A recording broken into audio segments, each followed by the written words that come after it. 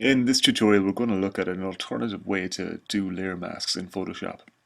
So in the previous version, or in the previous method of putting on a layer mask, what we would have done is we would have selected a layer, and we would have come down here to the Add Layer Mask icon, and we would have clicked that. It would have added on a new layer, and then we would have colored in areas in black to stop that layer from working in that area.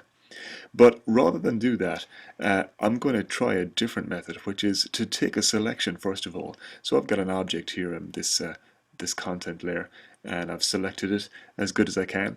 And what I'm going to do here then is I'm going to add the layer mask on at this stage with the selection on, and watch what happens.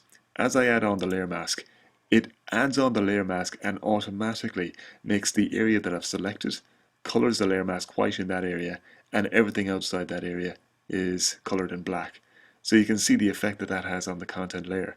It stops everything outside the layer or outside the selection from working, and everything inside the selection, it will show that properly and it will let it work normally.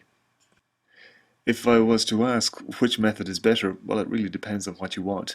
For instance, this method is quite useful if you just have already got an object selected and you want to just focus in on that object rather than going layer via copy or layer via cut, because this method is non-destructive. You'll still have all of the layer there intact at any stage. If you want to come back, select the layer mask on the layer, right click and go disable layer mask, and I get all of the content on that layer back, and then I can re-enable the layer mask again, and I can kind of toggle between different parts of my layer being on and off.